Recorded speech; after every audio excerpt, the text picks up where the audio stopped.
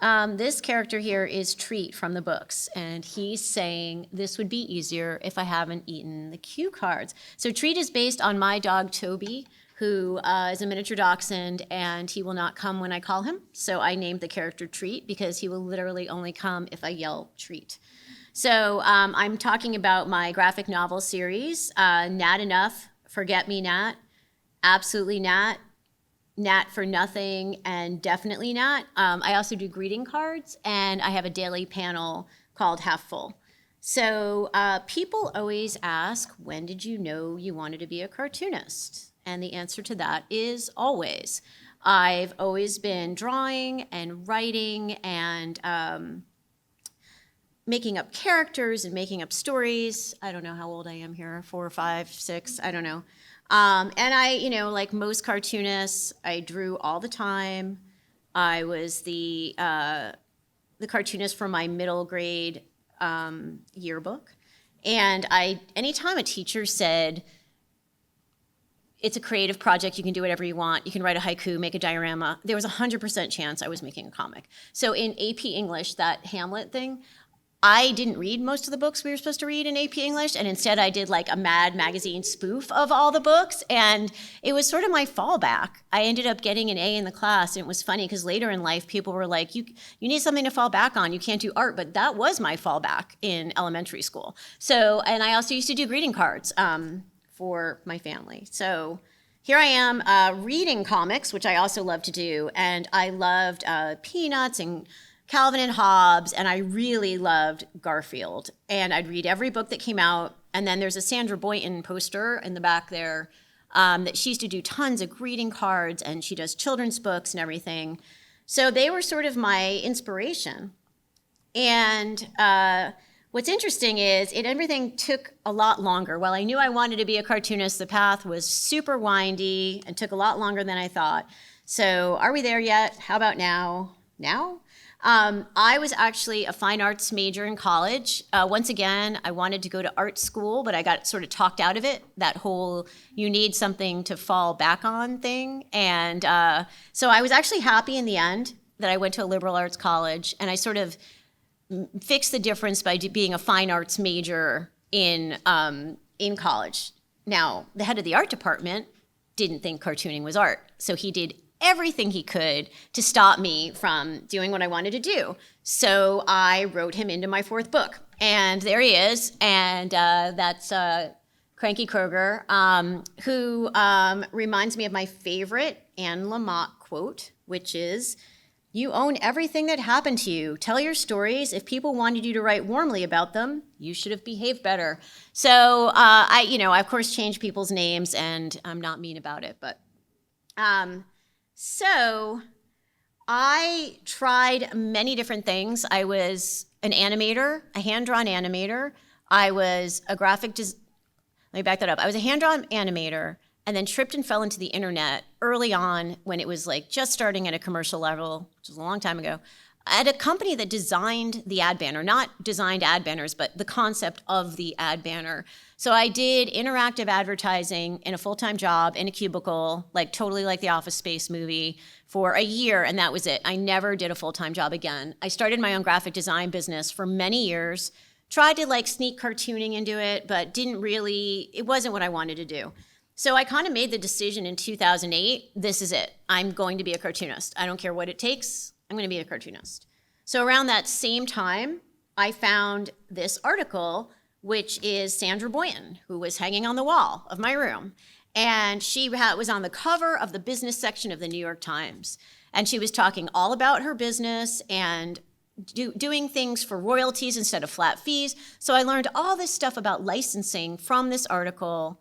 And I was like, this is it. I'm going to do this. So I hung this sign on my wall. I'm going to say this very carefully. Real artists ship with a P. This was Steve Jobs' quote that Apple, like every time, this was to get a product out the door. Even if it's not perfect, polished, but out the door. Now, Apple, I think, does stuff slowly so that we keep buying phones because they're like, no, but now it does this and now it does this. But this was to inspire me to just keep submitting, keep submitting, keep submitting. So I kept sending stuff out. And I sent stuff all over the place to magazines.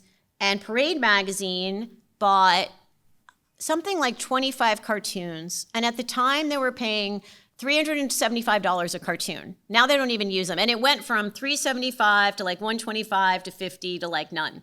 Anyway, so at that time, I was like, hey, maybe this can work. Like that was enough to get me to like keep going. So my client list for graphic design just kept getting smaller and my cartoon list kept getting bigger.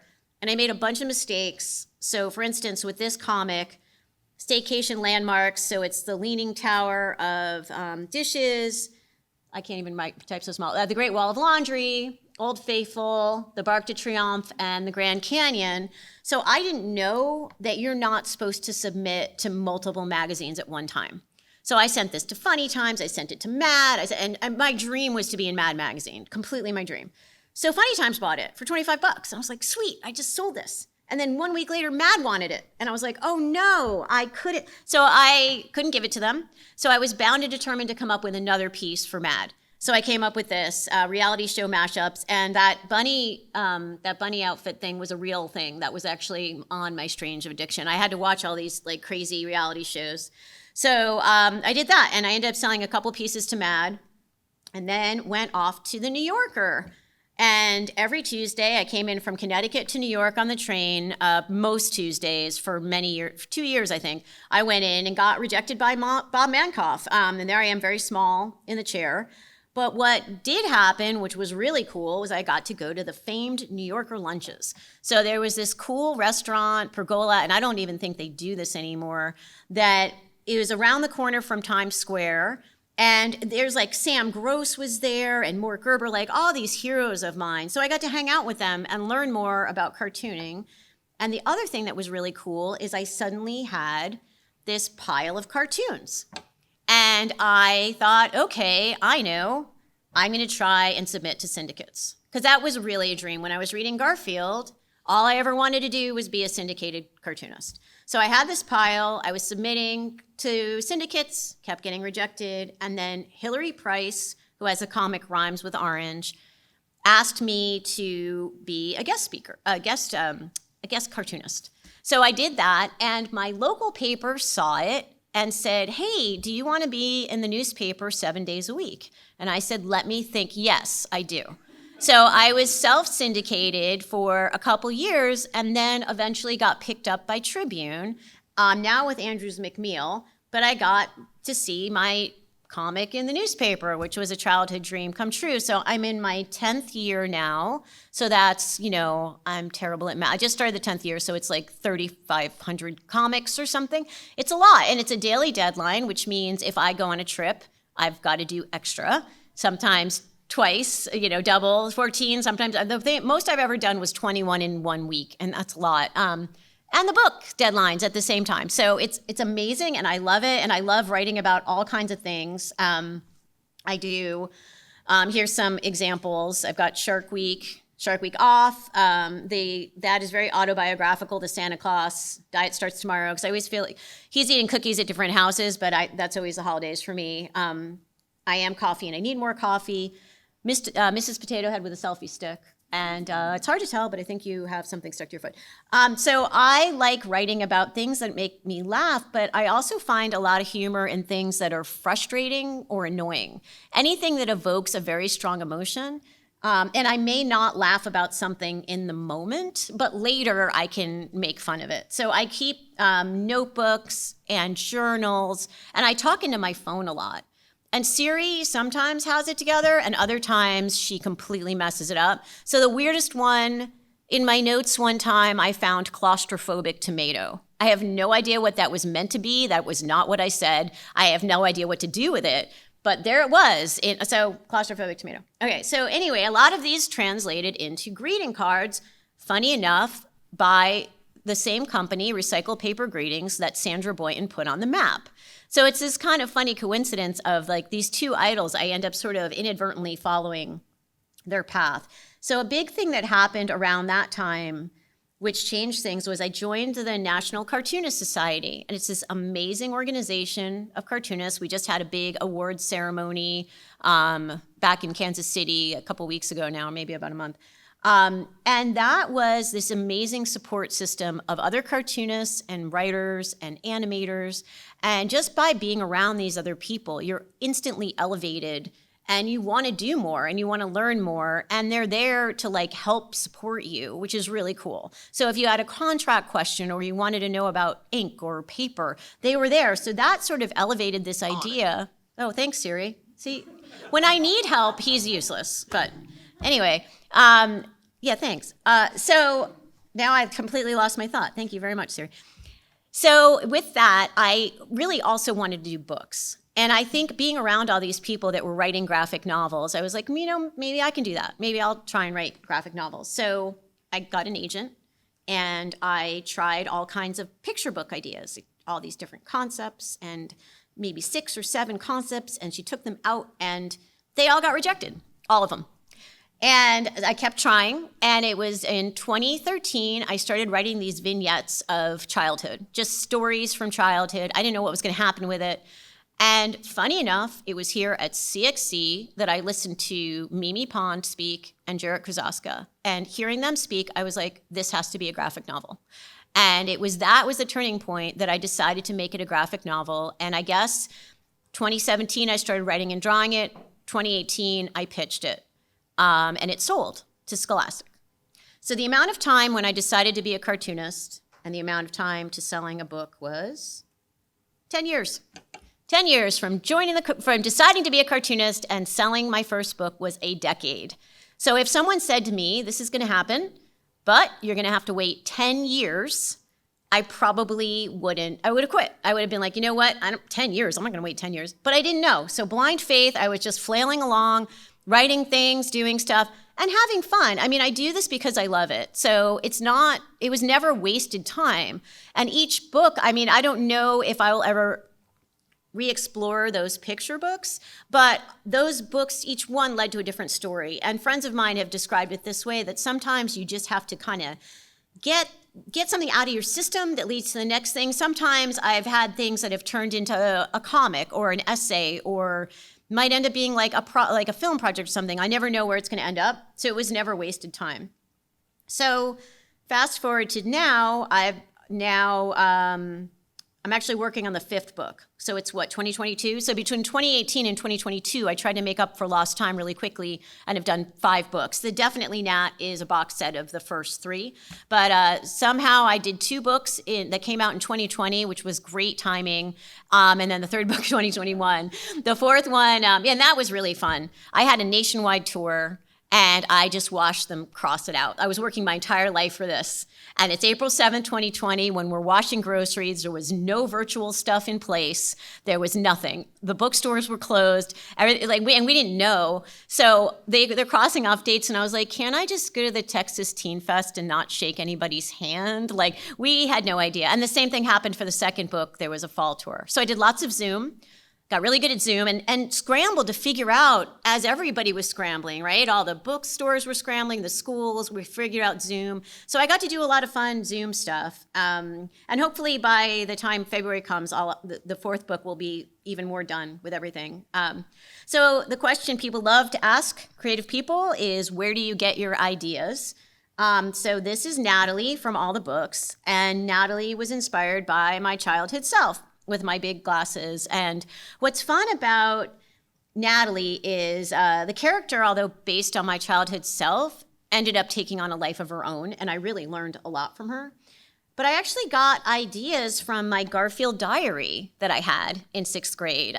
I've always kept journals, and I've always written stories, and I wish I had written more. It's only about 1/3 of the way full. I would get all into it as a kid and then sort of forget about it and start a new one. As an adult, I've committed to not allow myself a journal until I finish one. So that's good. But I found stories in there. And so Natalie doesn't think she's enough. She doesn't think she's athletic enough or cool enough or talented enough. And it turns out I had those same feelings. So here's Natalie bailing on the hurdles, and you're down. And she says, well, what if I pretend I'm napping and no one will notice? So where would I get such an idea? That's me. I used to be mortified by this photo growing up. I don't know how my dad caught that at the perfect moment, right? Mortified. I was not athletic at all. Now I run and ride my bike and do yoga, and it's great, but I was not an athlete at all. So, and also like Natalie, here's her participation awards.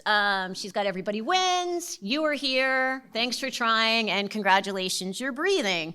So that came directly inspired from myself. Back then we called them participation awards.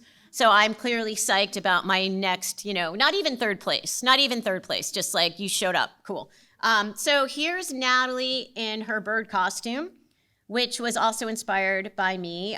Natalie got plucked by the kid behind her in the play, as did I. So some things you just can't make up. So there's my crazy bird costume. I'm still friends with the girl behind me. Actually, she's a National Geographic photographer. She's really cool. Anyway, so I got inspired by all this stuff. And I'm going to talk about yoga, and that's why I brought up this cartoon. But one of the most amazing things to me is there's sort of a magic in the creative process. So I'm writing, this is my first book. It's about sixth grade, and I was completely stuck on the ending. I had no idea how to end it. I pitched the book not really knowing, like I had a concept, but I didn't really know where it was going to end. So I was in a yoga class, and they did something they've never done before. They did sort of like a visualization. They're like, okay, you're in child's pose, think about being a child. And then first grade, second grade, going through all the years, I get to sixth grade, cannot remember my sixth grade teacher's name. Now, I might meet someone and forget their name 1 minute later, but I used to have my childhood stuff dialed in. Like I could remember my childhood phone number, my best friend's phone number. Couldn't remember her name for the life of me. And I'm writing a book about sixth grade. So it's like sort of in the back of my head, and I didn't want to call someone and ask. I was just like, I can't remember her name. So something told me to go write at the beach that day where I had been working on the book. And as I'm walking across the parking lot, there she was, my sixth grade teacher, Mrs. Lamazzo. I remembered her name right away. And if you don't believe me, here she is. I know it's such a crazy story, it sounds unbelievable. We lived in adjacent towns, but I hadn't seen her since sixth grade. What are the chances that I see her that day? I mean, I didn't run into her at the grocery store or Starbucks or whatever. So she sees me, and I'm like, hey, did you used to teach at Coscob School? And she's like, Maria, you used to love to write and draw, and your parents lived over here. And she totally remembered me. I remembered her.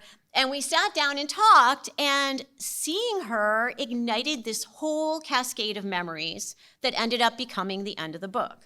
So here's some images from the book that are directly related to these photos of me. That's her over there with the pink, my mom on the far left, and me holding a balloon for an award that I won that all became part of the book.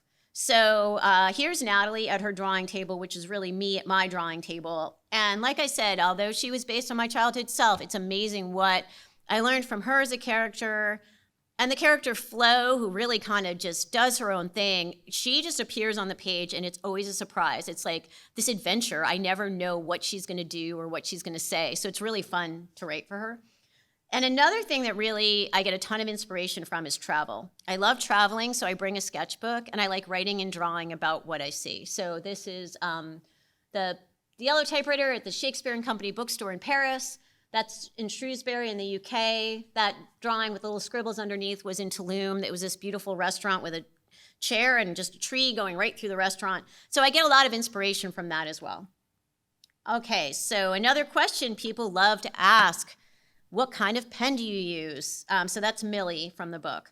So here's a lot of my materials. On the top, you'll see we have water for dipping a brush, tea not for dipping a brush, but it happens. I have ruined many a cup of tea and coffee. Luckily, I have not yet drank the water for dipping brushes. Someday, I'm sure it's gonna happen. I work both traditional and digital. I really prefer traditional media, but I do draw on the iPad and Procreate, and I use the Wacom tablet. There are deadlines, so I actually did the first 2 books in watercolor and then switched to digital because it was a lot to do, and then changing outfits and all of that. So I kind of mix it up depending on the project.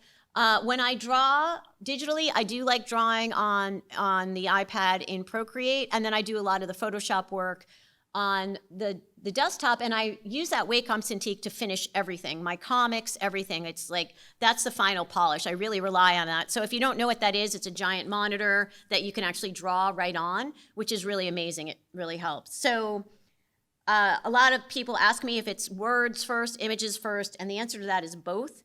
This is one of my sketchbooks that I draw cartoons with. So on the left, and some of these ideas will never see the light of day. So I start doodling and kind of putting things together. Some of these make it, some of them just never do. Some of them have to sit and marinate.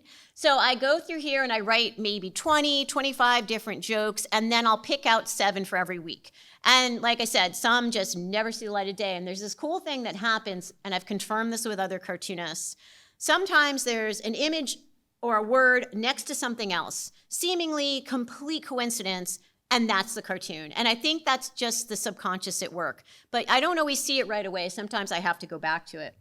So when I do the panel, this is basically, I start with blue pencil and then ink it. And I do this kind of cross shape because I do them in both strip and panel format. So you'll see that foot on Santa Claus there is completely messed up. I fixed this all in Photoshop. Sometimes I use whiteout, but sometimes if I'm in a hurry, I'll just fix it. So because I have to cut it out, I do this all in one shot. So I color it full size. So here's the gag. It's the day after Thanksgiving, you're up. And then I take that and cut it into a panel and a strip and send it off. I used to do them separately, and then I ran into Wiley Miller, who draws the amazing comic Non Sequitur, and one day he told me this, and this changed my life, like to be able to do it all in one shot and then change it. And then I save it out as black and white and color in the different formats for different newspapers. So this is kind of my process for doing the books, and this is really early on, idea generation, just like doodling around. What does the character want to do? I don't even know which book this was for, just kind of like concepting and all that. And then I typically go from there into a script. The first 2 books I did complete and total sketches, only to realize that when I had revisions, I had to completely redraw everything. So I think it took me to the 4th book, I did a really detailed outline, and by the 5th book, I wrote just a complete script. So I'm going to jump. This is an idea of what the outline looks like, and this outline never saw the light of day. So the outline is very much like a roadmap, except you're going on a road trip and you're going to stop at cool stuff on the way. So it's this loose roadmap that kind of gives me a little bit of direction. I know kind of where I'm going, but it's the writing process that is fun and exciting. And it feels very much to me like watching a photograph develop which they don't do anymore, but some people do. Just watching it appear is really, really fun. So I try not to be too rigid with the outline. And then here's a page from a script. I think this might be the 5th book. I just write out in every panel what's going to happen. My editors go through this, and that way we can at least figure out story and typos and all that stuff. So then I can go into the drawing process after that. So here's an example of a rough out of the book. So this was the first book that I did this for every single page. I hand wrote it, hand sketched it. And then by, I guess, the 3rd book, it finally occurred to me that I could set the type first and then draw around it. So each book has become a little bit more efficient. But I feel like each one, like I keep learning new things. So I still don't have one system that keeps going. So this is a rough, and then here's an example of ink. And you'll see that like even these changed in this phase. Like some of the hats, somebody probably said Disney was like a license, like a copyright thing, but so the hats change, and like each time I go through, I refine. So they're 235-page graphic novels, and I've probably drawn every page 3 or 4 times each time. So it's this constant thing of revision. And then here's an example of what it looks like in color. So the 4th book, which I just want to talk about a little bit. So these guys on the front, these little monster guys, I call them doubt gremlins, and I get them a lot in my work when I'm working. I think a lot of artists and writers and creative people do. So I'm going to zoom in on them. You stink. You're the worst. You can't do it. You can't draw or write for that matter. And stop. Don't even bother. So I think that these are sort of, what's that thing? It's not a bug, it's a feature. I think they're sort of built in for artists to help you do better. The only problem is they can get in your way. And they can completely stop you from doing your art or anything, actually. It doesn't even have to be creative. It could be starting a business or a diet program or something. Like, it just can get you in the way of stuff. So I've learned over time that they're always going to be there. They're going to show up. But what I do is I tell them to step aside and do a 100,000 piece jigsaw puzzle or read a book or just get out of the way because I have stuff to do. And there's some specific ones, and I hear a lot of people talk about this one, for instance, the imposter. A lot of artists talk about imposter syndrome, like, who am I? I don't know anything. So the imposter says things like, you're not a cartoonist, trust me, I would know. And they try and convince you you're not a cartoonist, a writer, a sculptor, whatever it is. And if they're emphatic enough, you'll just give up. But ignore them. And I, again, like to tell them, this is what I love to do, and go away. And then this is the doubter that says, you can't do it, you have no idea what you're doing. Which, by the way, there's a story there on the bottom, which is true. I got the book deal, and so I pitched it. It was actually a 2-book deal, and I had no idea what the second book was going to be out. I didn't know there was going to be a second book. At that point, I didn't know that's how it worked. So I called up a friend, and I said, oh my God, I don't know what I'm doing. And he goes, no one does. So that really helped me to move forward. So a little bit about storytelling in general. These guys, I did not make that sandcastle, and I did not make that snowman. That sandcastle was in Santa Barbara, and this is just the writing process of you just keep going, even though you're like putting all this energy into it, and somebody's gonna knock this down, or it's gonna get rained on or something, but it's never wasted time, because each piece of art goes to the next piece of art, and each piece of writing goes to the next piece of writing. And same with the snowman, he's gonna melt. But it wasn't a waste of time. It was still creative energy that's gonna lead to the next thing. So one thing that's important, this is from the 4th book, this is Flow, is really finding a community. And that's one thing that's so great about CXC. It's this community of artists, and I learned from other people. I've had so many conversations this weekend alone that taught me so much about everything from, remembering, like, it's been so long since I've done a table since the pandemic. So like remembering what to bring to the booth, or how they go about things, or people using like newsletters versus social media, all this stuff. So I think finding a community is a huge, huge part of it. So one thing that was super cool in this whole process, so if you remember that kid who was reading Garfield and Sandra Boynton, so part of it being part of my community of the Cartoonist Society, I got to meet Jim Davis and talk to him and ask him questions. And I got to meet Sandra Boynton and talk to her and ask her questions. And I was on a panel with Jim Davis. So I think in all of this, what I really need, and he blurbed my book, Jim Davis, my idol when I was a kid, said I write funny and draw funny and do it with a ton of heart. So I think what I really need is a time machine to go back to that 8-year-old, 11-year-old self and say, you're never gonna believe this. You're gonna be a syndicated cartoonist, you're gonna make greeting cards, you're gonna write books, and then you're gonna meet the people that inspired you. So that's the story here. I love answering questions. If anybody has some about anything, I'm happy to answer. Anybody? Somebody? Oh, good.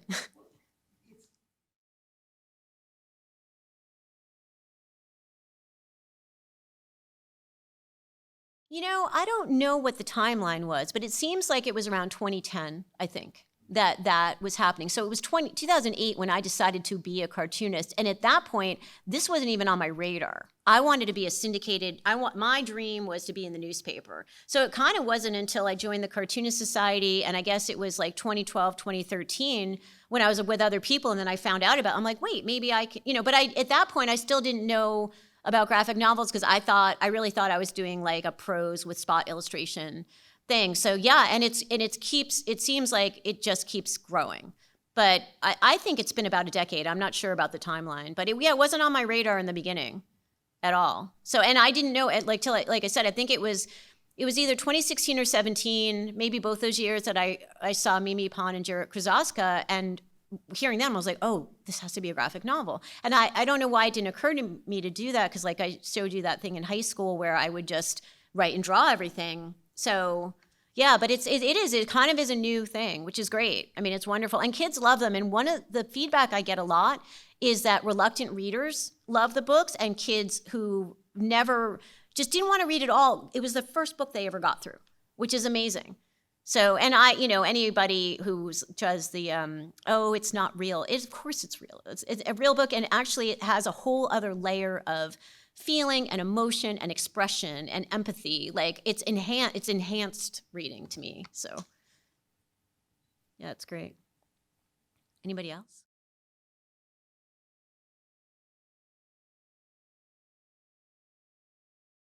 Oh, like the old creative block. Yes, maybe one of those doubt gremlins. Yeah. Oh, they're there all the time. They're there all the time for sure. I mean, they're literally all the time. I don't get a block where I don't have any ideas, but I get a block where I don't have any good ideas. So I write a lot in the woods when I go running or hiking. I bring my phone, and obviously Siri, sometimes he's useless, sometimes he's not. But for me, I try and just I'll get up and do something else. Go for a run, go for a bike ride, do yoga or something.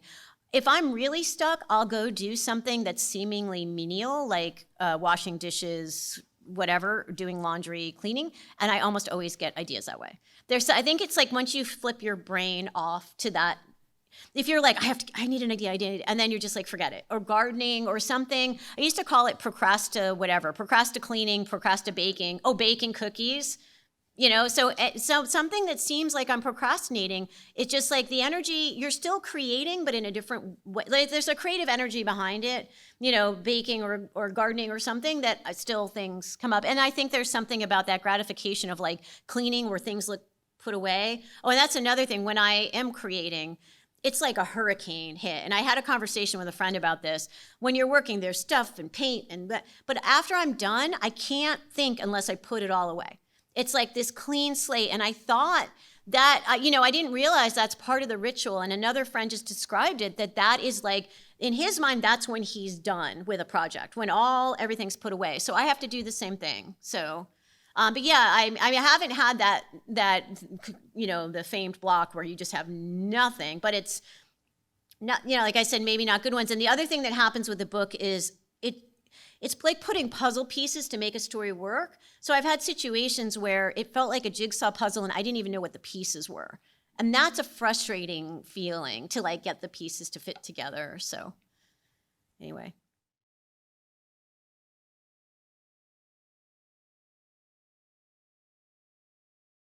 Well, yeah, it does, because I have to do it in this format and this format.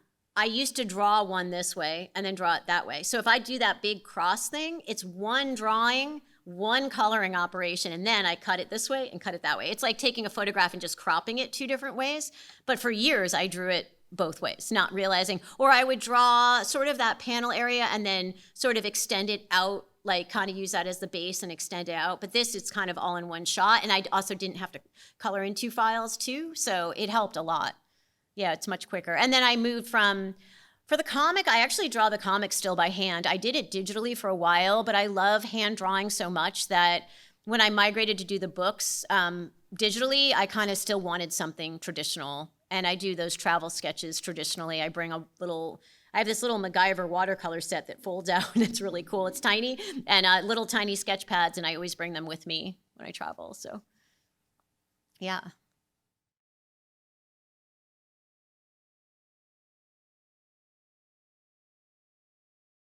For sure. And it's funny because I used to do long distance events, triathlons and kind of running marathons.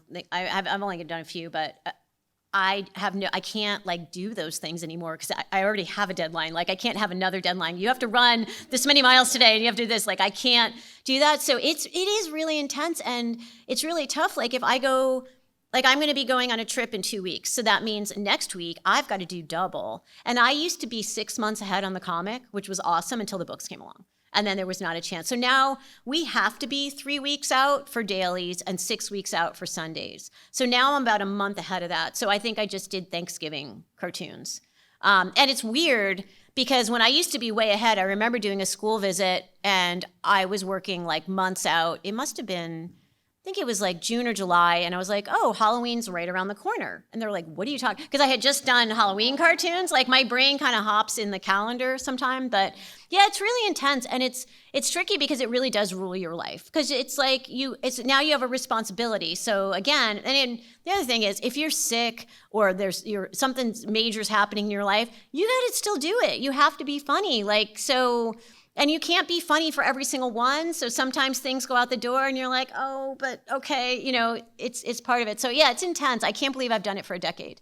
I did not think I was going to last 10 years. And I have friends who are, 30 years, 40 years. So it's really intense, but I love it. I mean, it's what I always wanted to do, and I really love it. And I think what's kind of cool about it too, it's like exercise. Like when I first got it, it would take me a week to do all 7. Now I can do them in a day. Like you get used to it and you get faster. I know, it's like, I can't like draw them in a day if I've written them, for a few days, but yeah, it's intense. So yeah, anyone else? All right, well, thank you guys so much. I really appreciate it. It was a lot of fun. Thanks.